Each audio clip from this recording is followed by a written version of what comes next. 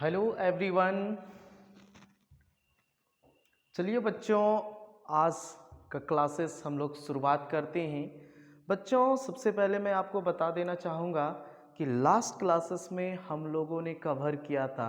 Last जो हम लोग क्लास था उसमें हम लोगों ने सीखा था, इस बात को अध्ययन किया था कि क्वाड्रेटिक इक्वेशन क्या है। और क्वाड्रेटिक इक्वेशन का मैंने कॉन्सेप्ट बताया था। उसमें दो मेथड के माध्यम से हम लोग सॉल्व करते हैं क्वाड्रेटिक इक्वेशन के सॉल्यूशन को। मतलब कोई भी अगर द्विघाती समीकरण है, कोई भी क्वाड्रेटिक इक्वेशन है, तो उसका सॉल्यूशन कैसे करेंगे मैंने आपको बताया था। फैक्टराइजेशन मेथड, जिसको गुणनखंड विधि कहते हैं, और दूसरा एक होता है क्वाड्रेटिक इक्वेशन के फॉर्मूले से। मतलब जो फार्मूला था उसके फार्मूला के हेल्प से हम लोग पुट करके उसको रख कर उसको सॉल्व करने हम लोग सीखा था। और मैं लास्ट लेक्चर पे, लास्ट क्लास पे, इस लेक्चर के लास्ट में आपको एक क्वेश्चन, कुछ क्वेश्चन क्वाड्रेटिक इक्वेशन का क्वेश्चन मैं दूंगा, उसको आप ज़रूर नोट करके बना लीजिएगा, प्रैक्टिस ज़रूर कर लीजिएगा। और बच्चों, मैं आपको बता दूं कि आपको अगर ट्रिकी मैथ्स, दैट इज़ जैसे कि आप क्वाड्रेटिक इक्वेशन का बहुत ही आसान भाषा में अगर ट्रिकी से सीखना है तो आप हमें ज़रूर बोलिएगा। मैं आपको अगले वीडियो पे ट्रिकी मैथ्स लेकर आऊँगा क्वाड्रेटिक इक्वेशन के सॉल्यूशन। परंतु हम लोग पढ़ रहे हैं बच्चों क्लास 11th के बेसिक मैथ्स को, मैं उस पर फोकस करना चाहूँगा। इसलिए मैं बेसिक बातें चलते जा रहा हूँ, बेसिक बातें, जैसे कि अभी तक जो हम लोगों ने सीखा था, वो पढ़ा था कि उसका बेसिक मैथ्स, जो क्लास 11th का जो बेसिक मैथ्स होता है वो हम लोग पढ़ रहे थे। जैसे कुछ फार्मूला मैंने आपको सिखाया, अलजेब्रिक फार्मूला, फिर क्वाड्रेटिक इक्वेशन, फिर ट्रिग्नोमेट्री, फिर फंक्शन, फिर हम लोग आएंगे सीखेंगे डिफरेंशिएशन, इंटीग्रेशन। ये सारे चैप्टर मैंने फर्स्ट क्लास में ही डिस्कस किया था। बच्चों, मैं आपको बोलना चाहूँगा कि हमारा समय बहुत ही इम्पॉर्टेंट होता है। हम लोगों का समय जो है बहुत ही इम्पॉर्टेंट है। टाइम प्रीशियस होता है, टाइम कीमती होता है, इसलिए टाइम का सदुपयोग करें बच्चों। और अगर कुछ सीखना चाहते हैं तो पूरे वीडियो को, पूरे लेक्चर को 1 बाय 1 करके सीखें जरूर। कहते हैं ना बच्चों, समय से पहले एक बात कहते हैं, नूर नूर वक्त जो है, अगर मैं इसको कहना चाहूँ, वक्त नूर को बैनूर बना देती है, वक्त नूर को बैनूर बना देती है, हुकुम को फ़कीर बना देती है, हुकुम को फ़कीर बना देती है। वक्त ही ऐसा है बंदे, वक्त को पहचान कर लो, वक्त ही ऐसा है बंदे, वक्त को पहचान कर लो, अन्यथा कोयले को भी कोहिनूर बना देती है वक्त। सो बच्चों, मैं ये कहना चाहूँगा, वक्त एक ऐसा चीज़ है जो कोयले को भी कोहिनूर बना देती है। सो इसलिए वक्त को पहचानना ज़रूरी है। चलिए बच्चों, आज का क्लास हम लोग शुरुआत करते हैं ट्रिग्नोमेट्री। हम लोग आज के बेसिक क्लासेस में हम लोग सीखेंगे ट्रिग्नोमेट्री के कुछ इंपॉर्टेंट फार्मूला, कुछ ट्रिग्नोमेट्री के बातें। बच्चे, आप क्लास 10th पढ़ के आए हैं, तो इसलिए मैं इसको सुपरफिशियल लेवल पे, मतलब मैं आपको इम्पॉर्टेंट फार्मूला पे डील करूंगा आज के क्लासेस में। चलिए, तो हम लोग एकदम बेसिक बातें, क्वालिटी एजुकेशन पे बातें फोकस करते रहते हैं, तो हम लोग क्वालिटी के तरीके से सीखेंगे एक एक बातें को पूरे डिटेल से। बच्चे, अगर आप ध्यान से सुनते हैं, ध्यान से समझने का प्रयास करते हैं, तो आपके पास हर कुछ होगा, हर चीज़ आपके पास है। यहाँ पे आप, मैं हर चीज़ एक एक चीज़ को डील कर रहा हूँ। तो बच्चों देखिए, सबसे पहले ट्रिग्नोमेट्री। सबसे पहले मैं ट्रिग्नोमेट्री के बारे में अगर बोलूं तो ट्रिग्नोमेट्री फिजिक्स, जैसे हम लोग तो यहाँ पे फिजिक्स पढ़ रहे हैं, बट फिजिक्स ये नहीं पढ़ रहे हैं, बेसिक मैथ्स पढ़ रहे हैं। तो ट्रिग्नोमेट्री एक मैथ्स का ब्रांच है जिसमें हम लोग क्या चीज़ के अध्ययन करते हैं, किस चीज़ के बारे में पढ़ते हैं, साइड्स और एंगल के बीच का क्या रिलेशनशिप है। मतलब trigonometry is the branch of mathematics where we study about the side relationship between sides and angle. मतलब एंगल और साइड के बीच का क्या क्या संबंध होगा, क्या रिलेशनशिप होगा, उस चीज के बारे में हम लोग पढ़ते हैं बच्चों। मतलब साइड्स और एंगल के बीच का, साइड्स और एंगल के बीच का रिलेशनशिप को जिस मैथ्स में, जिस ब्रांच ऑफ मैथ्स में हम लोग स्टडी करते हैं, उसको हम लोग क्या कहते हैं बच्चों? ट्रिग्नोमेट्री। बात समझ में आए? ट्रिग्नोमेट्री किसको कहते हैं? ट्रिग्नोमेट्री मैथ्स का वो ब्रांच है जहाँ पे हम लोग संबंध को पढ़ते हैं, साइड्स और भुजाएं और एंगल के बीच के साइड्स को। सो इसलिए कह सकते हैं it is the branch of maths where we study about the relationship between sides and angle. बच्चे ये तो बेसिक बात है, आप लिख सकते हैं इसको। ट्रिग्नोमेट्री ये जो वर्ड है ग्रीक वर्ड से लिया गया है, ट्रिगोनोन वर्ड से, ग्रीक वर्ड एक है ग्रीक जो ट्रिगोनोन का वर्ड से लिया गया है। ट्रिग्नोमेट्री यहाँ पे ट्राई वर्ड से आता है, देख सकते हैं। ट्राई का मतलब होता है थ्री और गोनो का मतलब होता है साइड्स। यहाँ मेट्री मतलब यहाँ पे समझेंगे मेजर, है ना बच्चों। तो ये हम लोग मेजर के बारे में, तो जहाँ पे हम लोग तीन साइड्स का मेजरमेंट के बारे में स्टडी करेंगे वो हमारा हो जाता है ट्रिग्नोमेट्री। तो ट्रिग्नोमेट्री पढ़ने का क्या आवश्यकता पड़ा बच्चों? साइड्स और एंगल के बीच का रिलेशनशिप होना चाहिए। अगर एंगल पता है तो साइड्स कैसे निकालेंगे? तो ये सब चीज़ हम लोगों को सीखना होता है यहाँ पे। इसलिए हम लोग, जैसे कि मान लिया जाए बहुत बड़ी कोई बिल्डिंग है, उसका हाइट, या हम लोग ये बहुत बड़ी पहाड़ है उसका हाइट निकालना है, तो हाइट एंड डिस्टेंस एक चैप्टर था क्लास 10th में बच्चों, आप जानते होंगे। हाइट एंड डिस्टेंस एक चैप्टर है, उस चैप्टर में आप लोग पढ़े थे इसका यूज़, है ना। तो वहाँ पे इसको हम लोग यूज़ करते हैं बड़े बड़े चीज़ों का हाइट निकालने के लिए। यहीं पे कैलकुलेट हम लोग बैठे बैठे कर लेते हैं, इसलिए ये इंपॉर्टेंट है बच्चों। सो ट्रिग्नोमेट्री में हम लोग ये सारे बीच को, सो हम लोग सबसे पहले ट्रिग्नोमेट्री के बारे में ये जाना। और यहाँ पे सबसे पहले मैं बात करूँगा राइट एंगल ट्राइंगल के। यहाँ पे जो हम लोग बात करते हैं ट्रिग्नोमेट्रिक रेशियो की बात करेंगे, तो यहाँ पे आता है राइट एंगल ट्राइंगल की बात करते हैं बच्चों। राइट एंगल ट्राइंगल जिसको हम लोग कहते हैं समकोण त्रिभुज। सो राइट एंगल ट्राइंगल ये देख सकते हैं बच्चों, ये हमारा राइट एंगल ट्राइंगल है। इसमें यहाँ पे राइट एंगल ट्राइंगल में क्या होता है बच्चों, एक एंगल जो होता है वो 90 डिग्री होता है, 90 डिग्री, और बाकी जो है वो 90 डिग्री नहीं होता है। टोटल 180 होगा, तो ये अगर 90 हो जाएगा तो ये दोनों का सम 90 डिग्री होगा। मतलब एंगल ये और एंगल सी दोनों का सम क्या होगा बच्चों, 90 डिग्री। तो यहाँ पे ये हम लोग, अब देखिए बच्चों यहाँ पे मैं आपको एक एक चीज़ बात करना चाहूँगा। यहाँ पे आप देख सकते हो ये हमारा पॉइंट मैंने नाम दिया ये एंगल, यहाँ पे बी और यहाँ पे सी। तो ट्राइंगल एक बना ये B C, right angle triangle. कैसा ट्राइंगल बच्चे, राइट एंगल ट्राइंगल। अब इसमें हम लोग डिस्कस कर रहे हैं राइट एंगल ट्राइंगल। बच्चों ध्यान से देखिए, ध्यान से समझिए क्या हो रहा है। इस राइट एंगल ट्राइंगल में हम लोग कैसे ट्रिग्नोमेट्रिक रेशियो को बात करेंगे।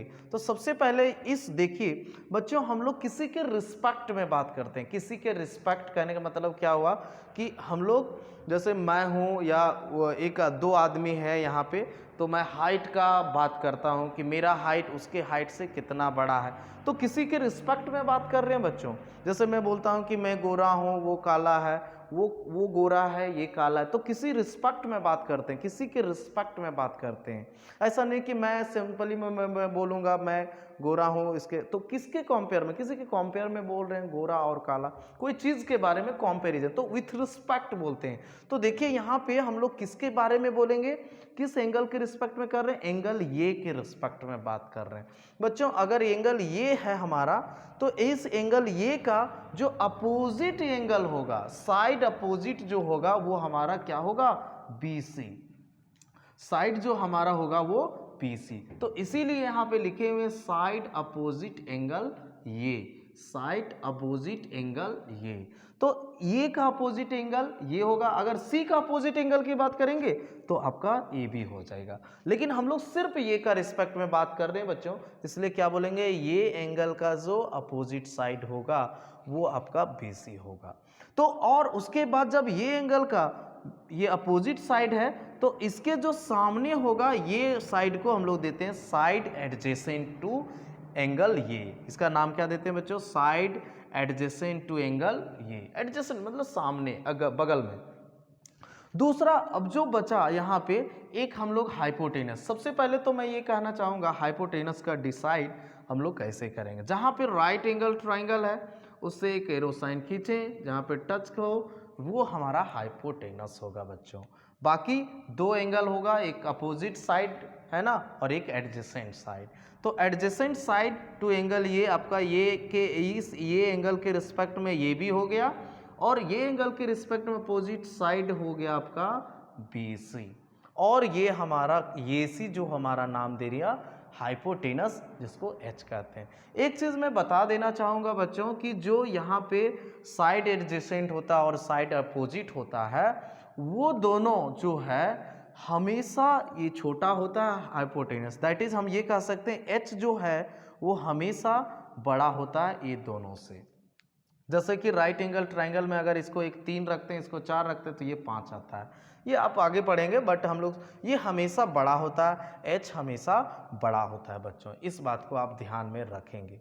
यहाँ पे एक बात और में साइड अपोजिट एंगल ये को हम लोग ये एंगल के रिस्पेक्ट में ये हमारा कहलाएगा परपेंडिकुलर, P से रिप्रेजेंट करेंगे और ये जो ये एंगल के साइड एडजेसेंट जो होगा वो कहलाएगा बेस, दैट इज B। तो बच्चों ध्यान में रखेंगे। अब आते हैं हम लोग ट्रिग्नोमेट्रिक रेशियो। ट्रिग्नोमेट्रिक रेशियो क्या है? ट्रिग्नोमेट्रिक रेशियो का मतलब होता है अनुपात, है ना, दो साइड का रेशियो हम लोग करते जाएंगे तो उसका नेमिंग क्या गया, जैसे कि जहां पे P लेना है that is side opposite angle P हो गया, दैट इज परपेंडिकुलर। परपेंडिकुलर क्यों? क्योंकि ये साइड एडजेसेंट का ये परपेंडिकुलर है, इसलिए इसका नाम परपेंडिकुलर भी देते हैं। तो यहाँ पे ये परपेंडिकुलर है और एक हाइपोटेनस, ये दोनों का रेशियो कहलाता है साइन ऑफ ये। क्या कहलाता है बच्चों? साइन ऑफ एंगल ये, दैट इज इसको सिंपली हम लोग लिखेंगे साइन ये। साइन ये बराबर हम लोग लिखेंगे परपेंडिकुलर बटा हाइपोटेनस, दैट इज को शॉर्ट में लिखेंगे P/H। बच्चों ध्यान में रखें, अभी मैं इसका शॉर्टकट ट्रिक्स भी देता हूं, इसको रटने की आवश्यकता नहीं है।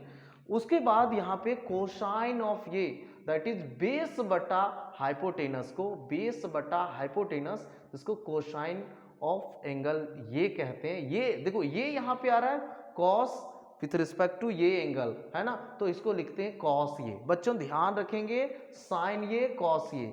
साइन ये जो है ये ना ही गुना में है, ये ट्रिग्नोमेट्रिक फंक्शन इसको कहते हैं।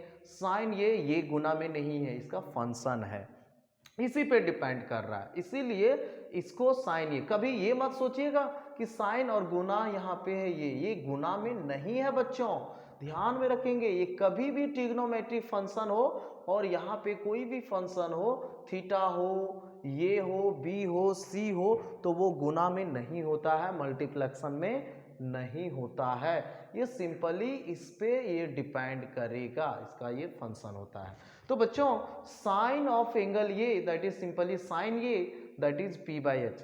अगर कोई बच्चा सोचेगा कि साइन सिर्फ SIN लिख देते हैं तो इसका भी कोई मीनिंग नहीं होता है, ये मीनिंग लेस होता है। इसके साथ यहाँ पे एंगल जिसके रिस्पेक्ट में बात कर रहे हैं वो एंगल आना चाहिए, जैसे लिखते हैं साइन ये। सो बच्चों ध्यान में रखेंगे, बार बार मैं बोलता हूँ कॉन्सेप्ट की बात करता हूँ बाबू, क्वालिटी की बात करता हूँ, तो इस बात को ध्यान रखें। बहुत बच्चे लोग 10th के बच्चे लोग अक्सर ये गलती करते हैं, उसको लगता है ये तो कुछ नहीं, ये गुना में है, और कभी कभी ये सोचता है SIN लिख दिया तो गलत हो जाता है। ये हम आप सब ये सारे चीज़ ये अगर SIN लिखते हैं तो ये गलत है। सो इस बात को ध्यान रखेंगे। दूसरा है कोसाइन। कोसाइन, कॉस को ही हम लोग कोसाइन ऑफ एंगल ये कहते हैं बच्चों, पूरा भी जानना बहुत जरूरी है नाम। कोसाइन जिसको बेस बाय हाइपोटेनस कहते हैं, शॉर्ट में लिखेंगे B/H। टेन ये आपने सुना है 10th क्लास में, जिसको हम लोग टेंजेंट ऑफ एंगल ये कहते हैं, परपेंडिकुलर बटा बेस होता है, दैट इज P/P। अब उसके बाद आता है कॉसेक ये, जिसको हम लोग कॉसेकेंट, है ना, कॉसेकेंट ऑफ एंगल ये, जिसको हाइपोटेनस बटा परपेंडिकुलर बोलेंगे, दैट इज साइन का इसका उल्टा होता है, P/H का उल्टा H/P होता है। सेकेंट ऑफ एंगल ये, जिसको सेक ये कहते हैं, secant SECANT, secant of angle ये को शॉर्ट में सेक ये कहते हैं, हाइपोटेनस बटा बेस होता है H/B, जो किसका उल्टा होता है? किसका उल्टा होता है? कॉस का।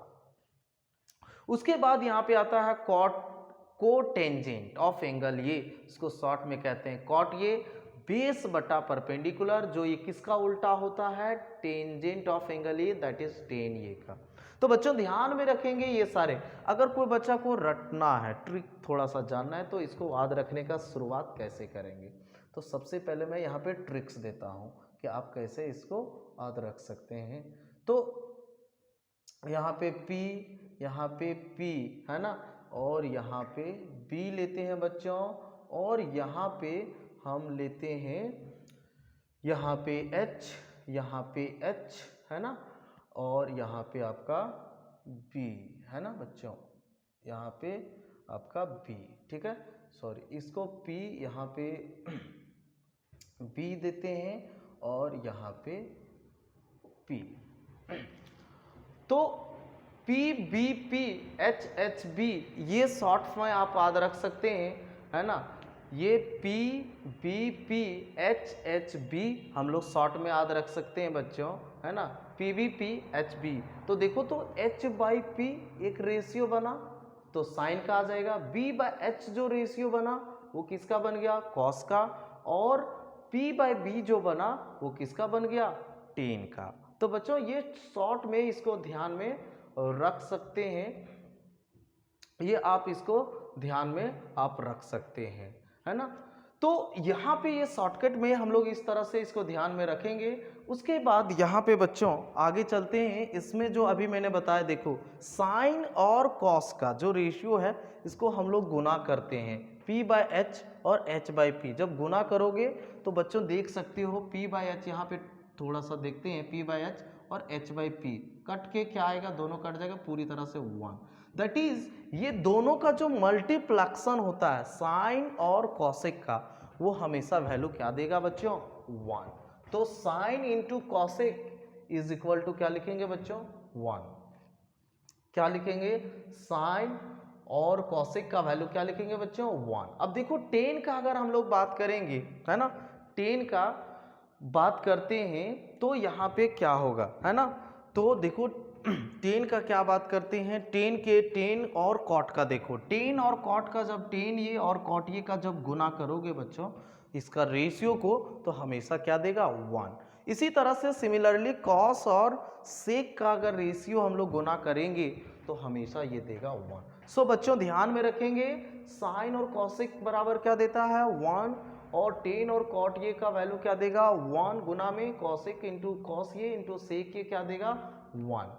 और उसके बाद और भी एक रेशियो हम लोग, ये सारे आइडेंटिटी है, साइन स्क्वायर ये प्लस कॉस स्क्वायर ये is equal to 1, sec square ये माइनस टेन स्क्वायर ये इज इक्वल टू 1, और कॉसिक्स स्क्वायर ये माइनस कॉट स्क्वायर ये इज इक्वल टू 1। ये तीन आइडेंटिटी अभी ध्यान में रखना है बच्चों। हम लोग और भी आइडेंटिटी मतलब और भी फॉर्मूला हम लोग आगे डिस्कस करते जाएंगे, बट अभी ध्यान में रखना है ये तीन फॉर्मूला। इसको चाहेंगे तो बच्चों प्रूव करके भी देखा जा सकता है, हम लोग इसको प्रूव भी किया जा सकता है। तो प्रूफ हम लोग करेंगे अगर आप बोलते, लेकिन हम लोगों को ज़रूरत नहीं है, बट हम प्रूव करेंगे नहीं, है ना, प्रूव करने की आवश्यकता नहीं पड़ेगा, बट हम लोग आप लोग 10th क्लास में इस चीज़ को पढ़ लें। एक चीज़ और मैं बताना चाहूँगा कि यहाँ पे जो एक बात है कि ये जो एंगल है, ये अगर एंगल कांस्टेंट है तो एंगल जो अब भी कभी हम लोग कांस्टेंट रखेंगे, सेम रखेंगे, और उसका लेंथ को बढ़ा दो, लेंथ को बढ़ाओ या घटाओ, है ना, लेकिन एंगल सेम होना चाहिए। तो उस समय हमेशा ट्रिग्नोमेट्रिक रेशियो चेंज नहीं करता, ट्रिग्नोमेट्रिक रेशियो वेरी नहीं करेगा। सो मैं यहाँ पे एक बात लिखा हूँ नोट पॉइंट पे, the value of trigonometric ratio of an angle do not very with the length of the sides of triangle. मतलब ये trigonometric ratio P by H B by H ये चेंज नहीं करेगा। कब चेंज नहीं करेगा, length को अगर घटाते बढ़ाते हैं तो चेंज नहीं करता है। जब कब नहीं चेंज करेगा, जब उसका एंगल हमेशा सेम रहेगा, एंगल रिमेन्स सेम होना चाहिए बच्चों। तो बच्चों आप इस चीज़ को बात समझ रहे होंगे, है ना। तो यहाँ पे आप लोग समझ रहे होंगे, तो इस बात को आप लोग ध्यान में रखेंगे बच्चों। और भी हम लोग आएंगे नेक्स्ट क्लास में, और भी बातें को सिखाएंगे, और भी फार्मूला को मैं सिखाऊंगा, लेकिन आगे हम लोग और भी जानेंगे बस। लेकिन आज के लिए बस इतना ही। आपका दिन शुभ हो, आप अच्छे रहें। आज के लिए बस इतना ही।